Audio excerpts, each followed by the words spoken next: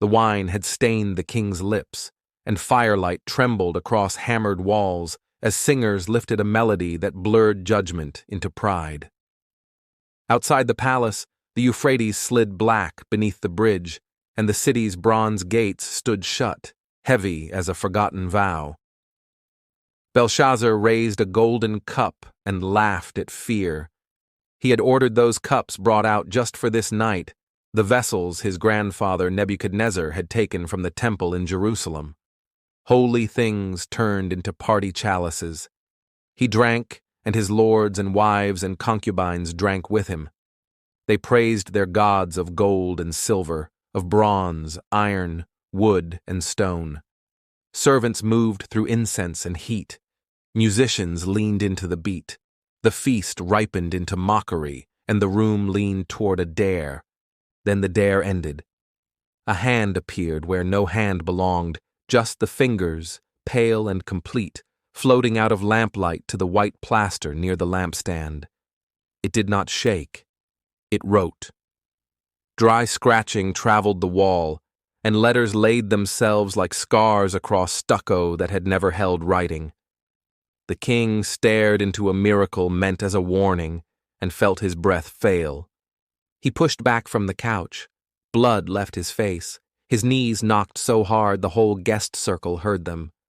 Silence fell the way a blade fell, fast and exact. The hand finished and withdrew as if drawn into the very light that had revealed it. The words stayed. No one in the room could read them. The alphabet looked familiar. The meaning did not.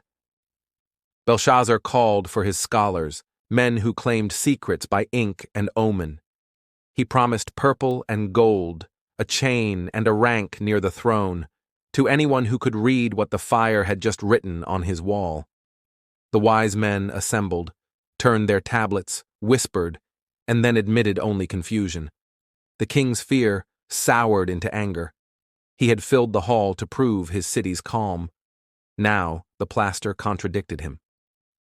The queen mother stepped into the stillness, gray-eyed and steady.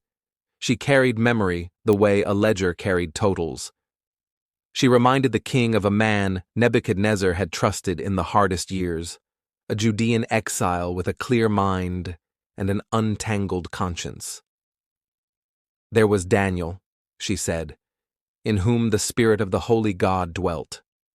She told Belshazzar to send for him. They brought the old man in, dust on his robe from sleep interrupted, feet bare on mosaic.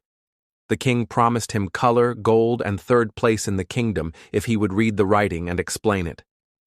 Daniel listened and told him to keep his gifts. He would read anyway, but he spoke first to the point that mattered. You knew how Nebuchadnezzar's pride broke, he said.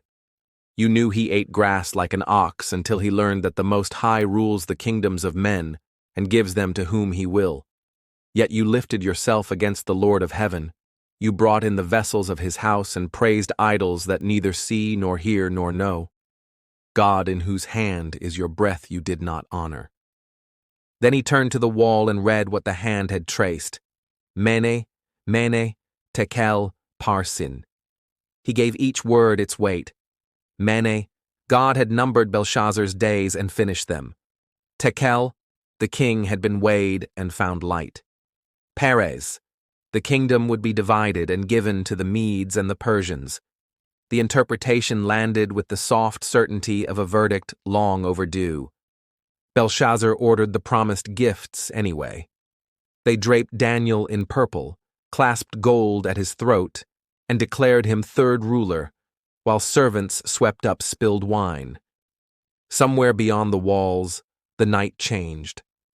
Cyrus's army had already come down the river months earlier and won field after field. Babylon had endured a siege with the confidence that stores and stones could outlast hunger and rage. But the Persians did not plan to lift the gates. They planned to lower the river. Upstream, engineers cut channels into the old bed and sent the Euphrates into marsh. The water fell. The river narrowed beneath the wall until men could wade it at the right hour in the quiet between watches. The gates that sealed the river walks had been left open in the calm of a festival night, the kind of small negligence that made empires mortal. Soldiers with mud on their boots came along the sinking water with lamplight floating on their blades. They entered Babylon not as a wave assaulting stone, but as a shadow sliding under it. Inside the palace, torches dwindled and nobles argued about nothing. The king still wore his new chain. Daniel waited without fear because the sentence he had read already felt fulfilled. In a room not far from the hall, steel found the king. The story held its shape. That very night, Belshazzar died. By morning, the city had a new master. A general in Persian service, some remembered him as Gobryas, claimed the palace while the sun broke over gardens that had once been the envy of every ambassador who passed their gates. People later told the story with more gold and more terror. They measured the walls again in retellings and argued over names. But the heart of it stayed fixed, as spare and irreversible as the writing itself. A man profaned what was holy, boasted against the God who gave him breath, and lost both breath and kingdom on the same clock. History nodded. Kings fell often. What made this fall different was not the speed of the siege, it was the certainty of the warning. Daniel accepted no promotion. The title had been granted by a king already under sentence. He returned to his rooms and kept the prayers he kept every day, the same way a watchman kept his watch. In the years that followed, he served the new administration under Darius the Mede, and then under Persian law, never trading loyalty to God for safety, at a court that changed its language faster than it changed its conscience.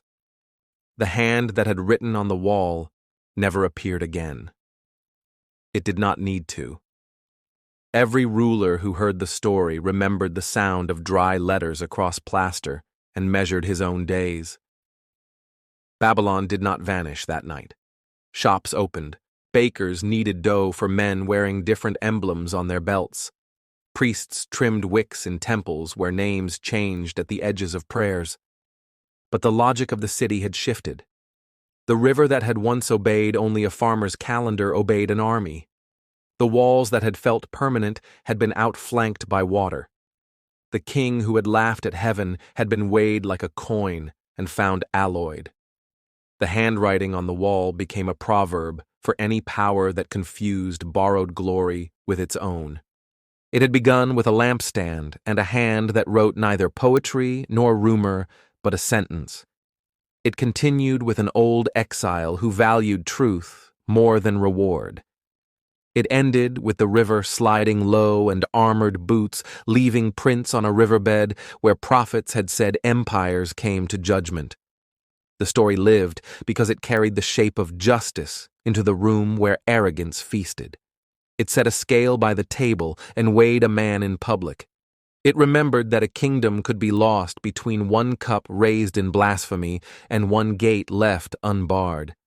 People who prayed afterward spoke differently about power. They said that God counted days for kings the way a treasurer counted coins, and that when the ledger closed, title and seal meant nothing. They said pride turned cups into measuring bowls. They said the Most High did not need a siege ladder when negligence left a water gate open. They did not pretend the next empire would behave better. They only said its days, too, had been numbered from the first sun. Thank you for listening to Divine Crime. Subscribe for more true stories from the most dangerous book ever written.